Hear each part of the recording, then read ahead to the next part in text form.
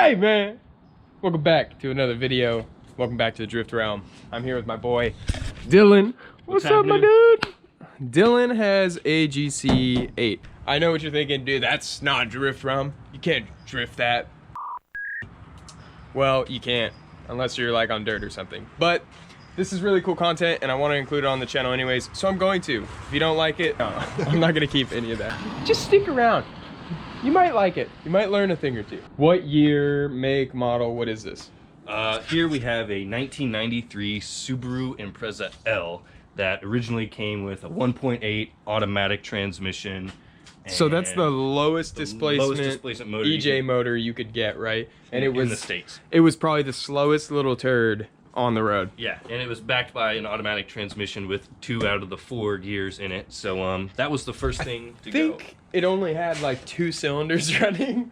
It had a lot of issues. It was really bad. You got this for like $700, right? $750, and it didn't even have a rear sway bar. So first thing I did was I dropped that subframe, rear sway bar, rear disc brakes, the things you need. But this thing has been sitting for years, right? Yes. 3-4 years. I've been piecing at it here and there. The biggest thing was I was going to be doing the EJ205 swap. Ah, yes. I started it and never got around to finishing. So this is a fully OEM EJ205 from a 2003, 2002 WRX, one of those. Yeah. And one of the biggest hurdles that you're trying to overcome on this is making it carb legal swap too, right? Yeah. So you're transferring over the gas tank and all the evap stuff, and so that makes it a little bit harder because you kind of have to be more meticulous with the build. So that's one reason I know this has taken longer. As far as drivetrain goes, your transmission is from a 1999 STI wagon, so it would be like my GC wagon or GF wagon, but STI. The JDM version of your wagon with the 5-speed. So this 5-speed would be a little beefier than the WRX one in the USA. The glass box, everyone calls it. And when I originally started the build, I was going to go for more horsepower and build a motor and all that kind of stuff. So I didn't want just a regular old WRX transmission. I got something that could hold a little bit more power.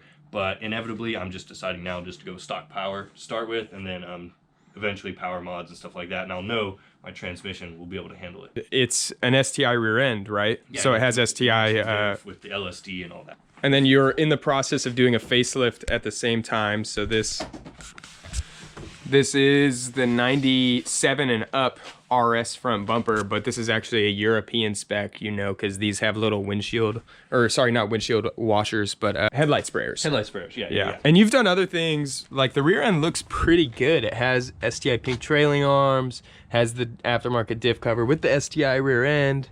I mean, and then you have, what kind of coilovers are they? Those are Fortune Auto 500s, and I got those off of a homie for a sweet deal, and they've served me well. They're very comfy with just the right amount of stiffness. I haven't spent a whole lot of time. Just kicked a bucket of cat shit. Yeah, don't touch my shit. All right, so that was a lot of talking. That was a lot of information, but it's a pretty cool GC that obviously, like, this thing it's not in the greatest shape, but it's getting to where it can be really good. This is a super light chassis. The EJ205 will be plenty quick. I mean, it's not gonna be fast, but it'll be quick. Yeah, and it'll be super fun driver experience kind of car, and a grip monster. So I'm now like, I'm on your ass. Yeah. I'm doing this build series to help push and motivate to get this build done, because I think everybody just needs to finish their builds, you know? If you start it, don't lag, you can do it. Just make it a priority, and that's what we're gonna do. And so we're gonna shine this turd. We're gonna make it super sick, super fun to drive, and we're gonna get you smiling behind the wheel. And that's the big point here, the big plan. Yeah. So today, what we're doing is we're swapping the gas tank to the GD model gas tank. Let's look at where you've left off. So obviously the motor's out. Yeah, I've pulled the old motor is out. That motor's almost ready to go in. Harness and dash have all been pulled out. So it's pretty empty in here. Yeah.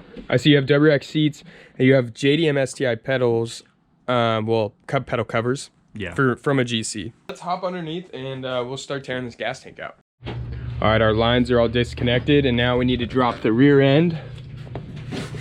So the diff needs to come out. The axles are gonna have to pop out and hang.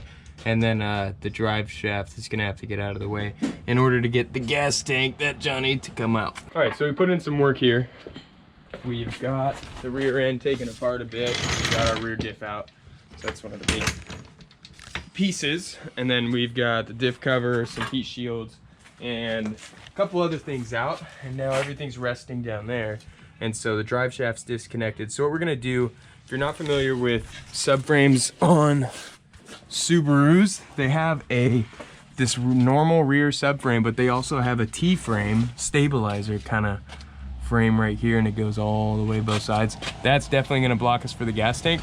So now that we have the diff and drive shaft out of the way, we're going to try and just drop this T-frame, and then, so it's just a couple bolts on this side and this side, drop it out, and then hopefully we can access everything we need to access for the gas tank and not have to drop the subframe out.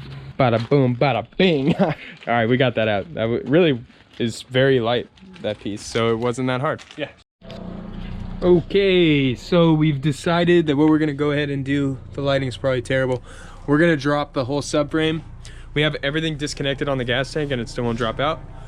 So we're gonna do it the hard way, but that's gonna be it for today. We're gonna come back at this and the video will keep going. Roll it.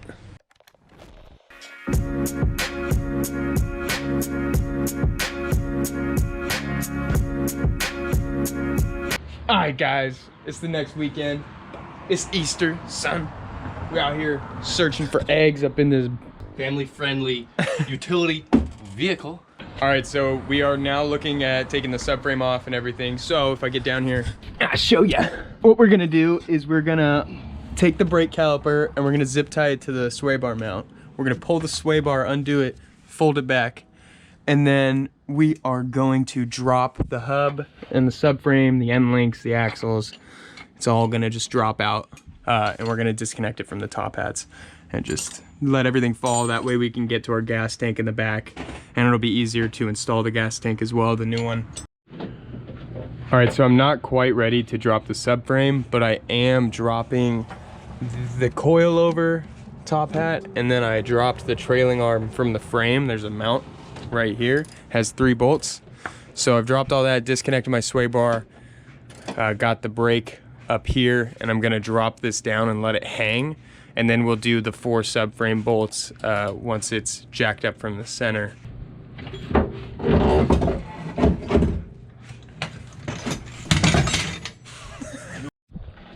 All right, Dylan's getting the last few bolts for the subframe. Everything's just sitting out, right? It's 3 bolts on each side for the subframe. There we go. Oh. Whew, dude. Did it. This is a pain in the ass. All right, now you can pull your tank out. We got everything out here because we're gonna go ahead and clean everything off. Use a hose and a brush and just go through, and this car was off-roaded in the mud a bunch, so everything's just coated. And we're gonna try to get it as clean as possible, not only on those parts, but also underneath here. These are super grimy. And then that is just, you can see the difference. Like, how you feeling now that you have some progress done actually on your car? Feeling really good. First time in years. It's sat for a while, and I've been just kind of fixing things that break on my other Subaru, and it's nice to kind of take on a project that you thought was so big and daunting, and you find out it's not really that big. It just requires you to go through a few steps. Dude, this is looking sharp, bud. That's not bad. She cleans up nice. Hey, dog.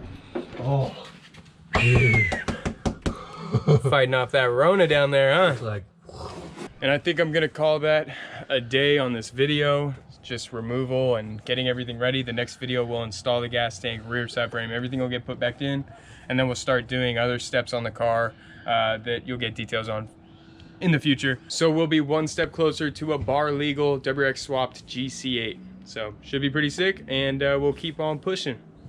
Later, guys. Make sure you like, comment, subscribe, tell your friends, all right?